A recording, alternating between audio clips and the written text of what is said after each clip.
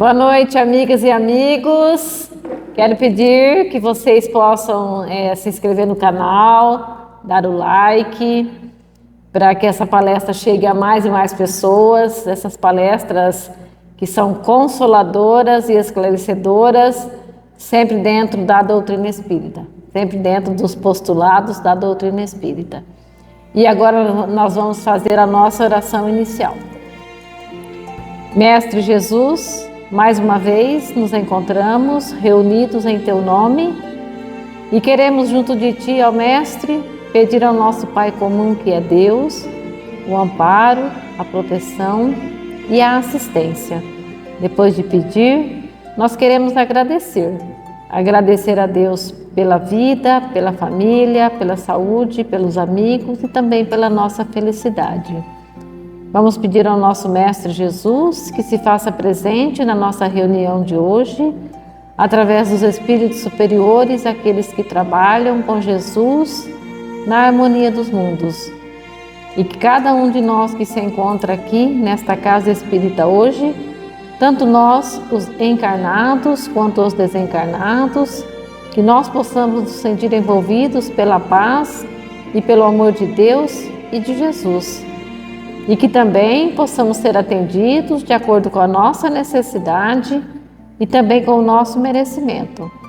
E assim, confiantes em Deus e em Jesus e na espiritualidade amiga, nós daremos por início a nossa palestra desta noite. Que assim seja. É do livro Mensagens de Esperança e Paz, do Valdemir Quinn. Ele é lá de Votuporanga, no estado de São Paulo. E esse livro aqui tem uma história bonita. Eu fui lá visitar minha prima, lá em Votuporanga, e ela também tem o mesmo nome que eu, Mercedes. E também é espírita como eu. Graças a Deus a gente se identifica até nisso. Meu pai gostava muito do pai dela, e ela é mais velha do que eu, acho que uns 10 anos. E aí, quando eu nasci, então meu pai, em homenagem ao meu tio, porque ele gostava muito do tio Afonso, colocou o meu nome de Mercedes, em homenagem à minha prima Mercedes, que a gente se fala todos os dias. Muito bom a gente ter amigos e familiares, né, que também são espíritas como nós, que também comungam da mesma crença que nós. Essa doutrina que consola e que esclarece ao mesmo tempo. Então nós vamos falar hoje sobre as virtudes que pensamos ter. A vida na Terra é valiosa oportunidade de aprendizado. Então nós sabemos que a vida na Terra é uma valiosa oportunidade de nós estarmos sempre aprendendo. Retorna o espírito para a vida física, vestindo nova roupagem carnal, trazendo no bojo da reencarnação os propósitos de crescimento interior. Então nós retornamos ao corpo físico, mais uma vez, através do que? Da reencarnação. E a gente vem com um propósito de melhorar. E pensando em evolução, não podemos esquecer a necessidade do esforço íntimo. Então, para nós nos melhorarmos, nós temos que ter o nosso esforço íntimo. A nossa vontade tem que prevalecer. E aqui na questão 909 do Livro dos Espíritos, Allan Kardec pergunta assim: o homem poderia sempre vencer as suas más tendências pelos seus próprios esforços? É a pergunta. Agora vem a resposta. Sim, e às vezes com pouco esforço. Diz ele que é com pouco esforço. Que o que nos falta muitas vezes é a falta de vontade. O Rossano Klinge fala assim: esse espírito que respondeu essa pergunta nunca encarnou. Fala assim que nos falta vontade, que nos falta esforço, né? Mas na maioria das vezes nos falta mesmo o esforço e a vontade. A vontade é uma das ferramentas para a nossa evolução. A vontade, a inteligência e o trabalho e o esforço. Assim, imperioso se torna que deitemos reflexões sobre os assuntos que nos cercam, sempre atentos na busca de reconhecer os pontos falhos que ainda insistem em empanar o brilho do progresso que lutamos por fazer. Então nós temos que reflexionar sobre os assuntos que nos cercam e reconhecer os nossos pontos falhos, porque todos nós temos os pontos falhos, que insistem em empanar o brilho do progresso que lutamos por fazer. Então nós temos que sermos persistentes e temos que nos esforçar. Em realidade, começamos a despertar para os reais valores da vida, mas ainda temos imensas dificuldades em retê-los no âmago. Então, em realidade, nós já começamos a despertar para os reais valores da vida, mas ainda nós temos muitas dificuldades em reter no âmago, no nosso ser, na alma imortal que somos todos nós. Então, quando afirmamos diante de determinada situação que perdemos a paciência, na verdade, significa dizer que ainda não temos a paciência que acreditávamos possuir, pois quem a adquiriu jamais a perde.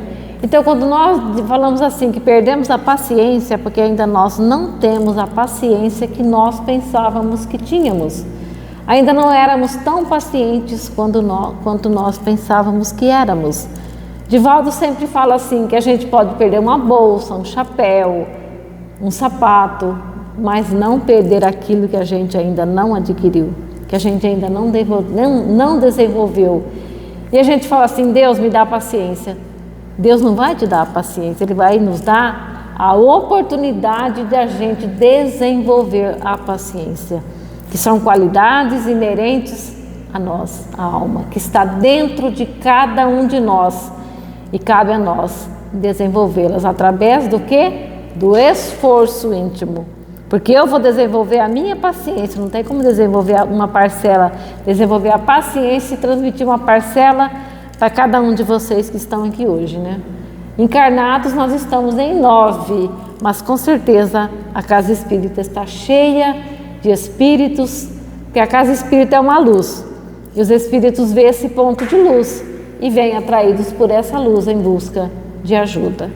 Então aqui tem os mentores espirituais, os trabalhadores desta casa que socorrem os espíritos que aqui aparecem e que precisam de ajuda, assim como eles estão nos amparando e nos socorrendo também, desde que chegamos aqui até o momento em que vamos retornar aos nossos lares.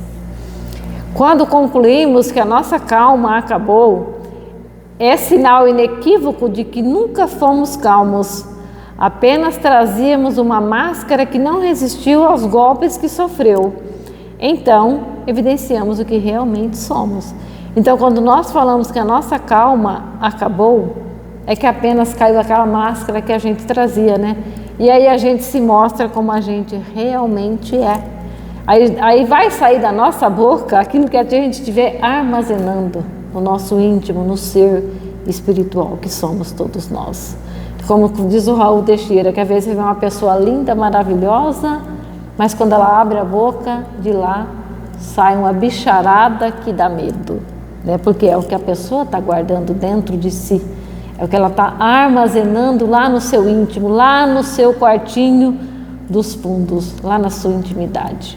Então, quando nós falamos que perdemos a calma, é porque ainda não éramos tão calmos quanto nós pensávamos que éramos. E aí nós nos mostramos como nós realmente somos. Muitas vezes acontece isso com quem bebe um pouquinho. Aí quando a pessoa bebe um pouquinho, ela fica alegre às vezes até demais. Aí ela se mostra como ela realmente é. Então, quando dizemos que o amor que sentíamos por certa criatura deixou de existir, na verdade estamos informando que, com relação a ela, mantínhamos somente laços de atração, nada mais. O amor verdadeiro não acaba. Então, quando nós falamos que o amor acabou, nós estamos dizendo que realmente a gente ainda não amava. Porque o amor verdadeiro, ele não acaba jamais. Ele vai perdurar para sempre. Tem a história daquela mulher que ela chegou no mundo espiritual toda feliz, falou, bom, agora não vou ter mais que reencarnar com meu esposo, porque eu suportei ele. Aí o mentor espiritual chegou e jogou água fria na fervura, falou assim, infelizmente você vai ter que voltar com ele novamente, porque não é suportar, é amar. Será que nós já amamos? Será que nós já sabemos o que é o amor? Na palestra que eu fiz lá no dia 22 de agosto em Alta Floresta, em comemoração aos 6 anos da Casa Espírita Francisco de Assis, eu contei essa história de que quando minhas filhas eram pequenas, que todos vocês sabem que eu tenho 2 filhas, né? Deus me presenteou com 2 verdadeiras joias. E elas falavam assim: mãe, você me ama? E eu dizia para elas: eu te amo o mesmo tanto que você me ama. Credo, mãe! Então significava que não me amavam, né? Quando a pessoa fala assim: credo, mãe! Aí eu fui visitar umas amigas nossas lá no estado de São Paulo, lá em São Roque, pertinho da capital de São Paulo, um frio. E lá saiu essa conversa, e aí nós falamos, aí a menina falou: mãe, você me ama? E a mãe, a menina falou para a mãe: mãe, você me ama? E a mãe disse assim: eu te amo mesmo tanto que você me ama. Aí ela: credo, mãe, eu te amo tanto que você me ama. Então, se a filha não ama, significa que se a filha não me ama, ela vai falar: nossa, minha mãe também não me ama. Então, quando nós falamos que o amor acabou, era apenas uma paixão, porque o amor não acaba. O amor vai ser eterno. Então, quando observamos que a solidariedade que cultivávamos perdeu a intensidade, podemos entender, sem medo de errar, que não éramos autênticos na solidariedade, pois quem assim o é, não retroage.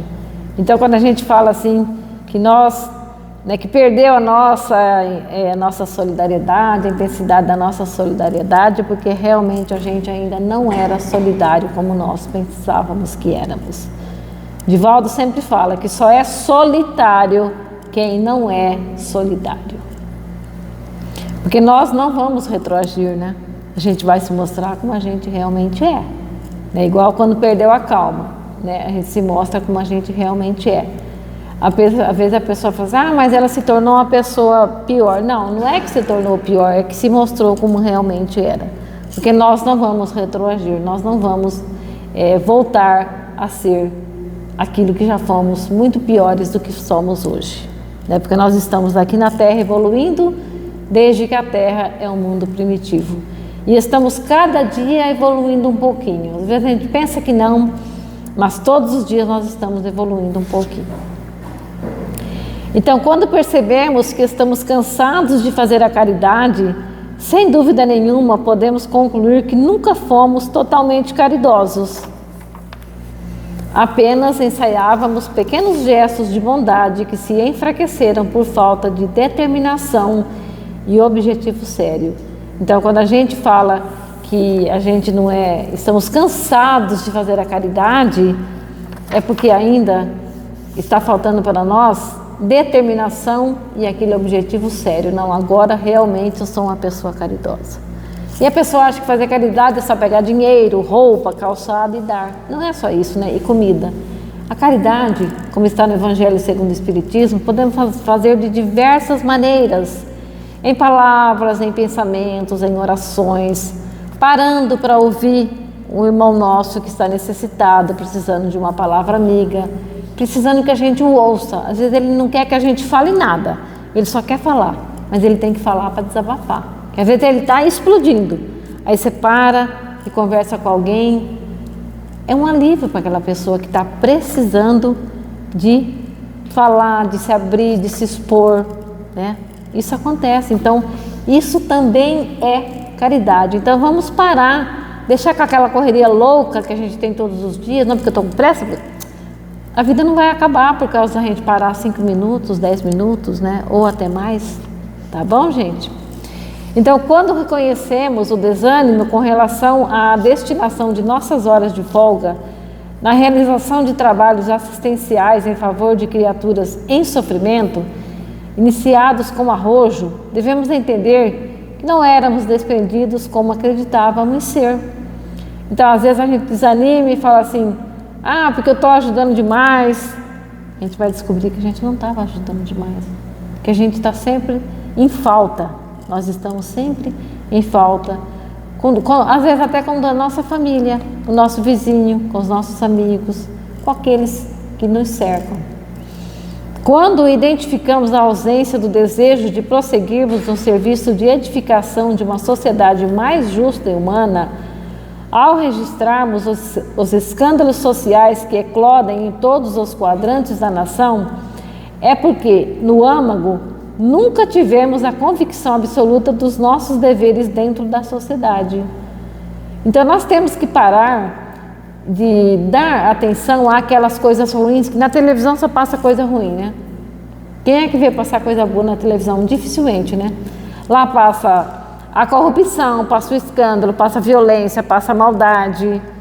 E não passa as coisas boas que estão acontecendo no mundo. Vê se passa alguém no domingo de manhã indo visitar o Hospital de Câncer de Cuiabá, por exemplo, que eu tenho um amigo que morava em Alta Floresta, hoje ele mora em Cuiabá, e eles vão lá todos os domingos visitar os doentes lá do Hospital de Câncer de Cuiabá. Isso tem em todos os lugares do Brasil, mas é que isso não é divulgado. Quem que divulga alguém que vai lá visitar uma família que está precisando de ajuda? Ninguém.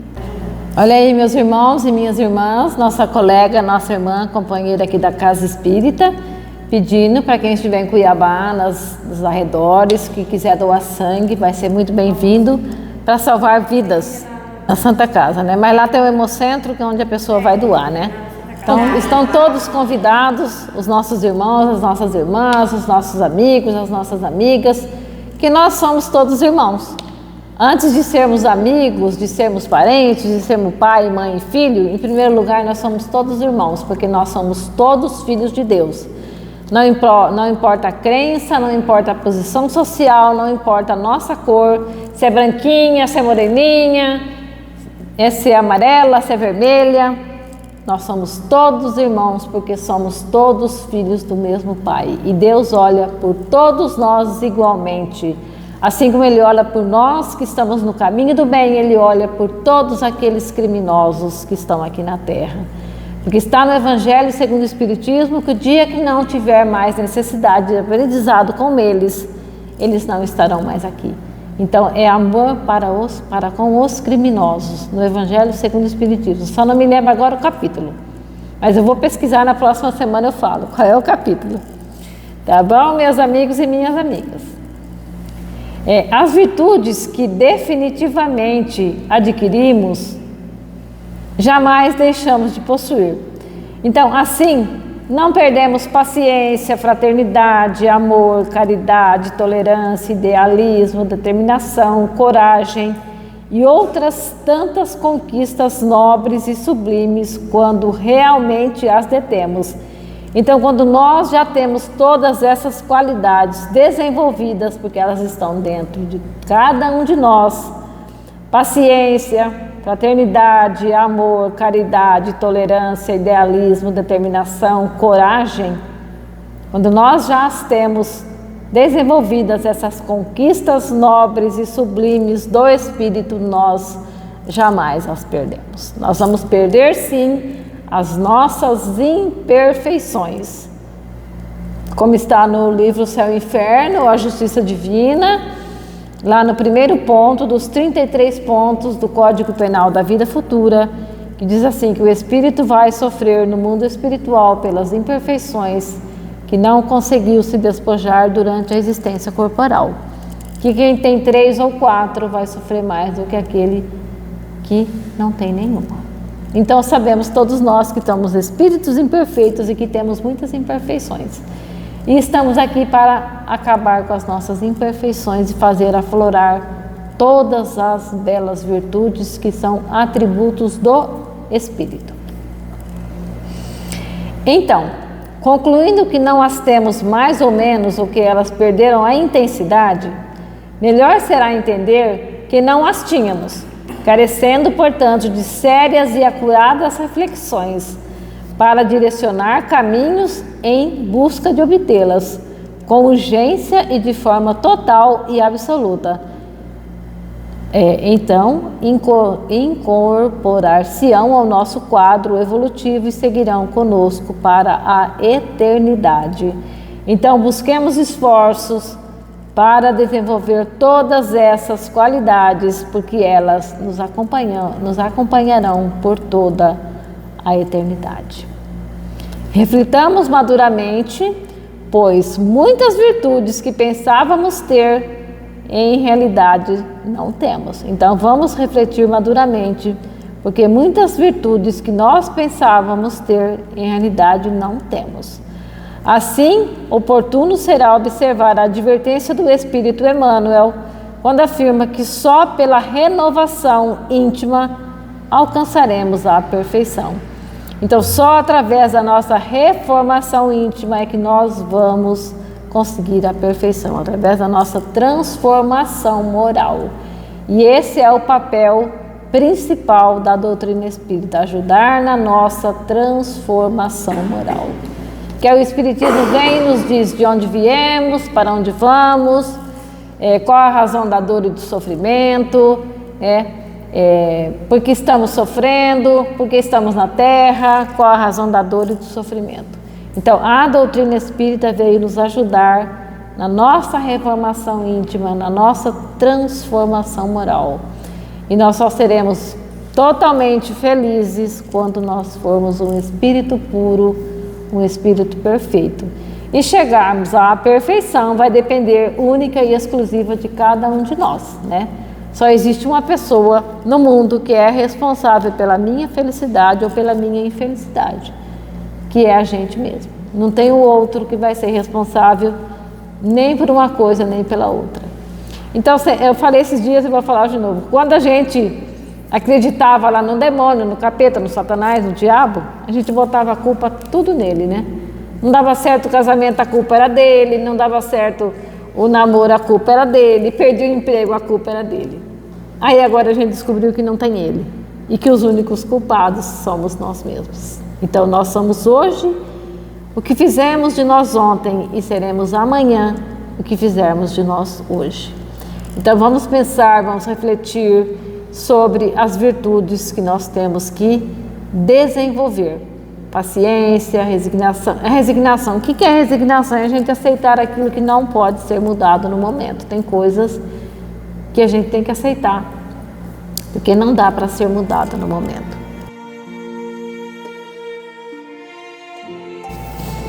Então, meus irmãos e minhas irmãs, vamos agora fazer a nossa oração final. Vamos mais uma vez agradecer a Deus, agradecer a Jesus, a espiritualidade amiga que nos amparou e que nos assistiu, e que neste momento cada um de nós eleve o seu pensamento para o seu familiar querido, para o seu amigo, para o seu vizinho, para quem nós queiramos que também participe desse passe, dessa energia que vem de Deus e que vem de Jesus e que serve de alimento para o corpo e para o espírito. Vamos pedir ao nosso Mestre Jesus que possa aliviar o sofrimento de todos os que sofrem, encarnados e desencarnados, também dos nossos irmãos suicidas que buscaram essa porta falsa chamada suicida, e especialmente pelo nosso irmão Rafael Emil Rodrigues, que suicidou-se no ano passado, no dia 25 ou 26 de novembro de 2022, que onde quer que ele se encontre, que esta oração chegue até ele, em forma de luz, em forma de consolo, em forma de bálsamo, para aliviar o seu sofrimento, para que ele possa dar prosseguimento à sua jornada evolutiva ainda no mundo espiritual, se preparar para uma nova existência, para um novo retorno à carne, para novas oportunidades de progresso. Vamos pedir ao nosso Mestre Jesus que nos dê força e equilíbrio necessário para nós trilharmos o caminho da evolução moral. E que nós possamos sair daqui hoje mais consolados e mais esclarecidos do que quando aqui chegamos. E que o amigo e Mestre Jesus ele possa nos iluminar e nos conduzir hoje e sempre. Que assim seja.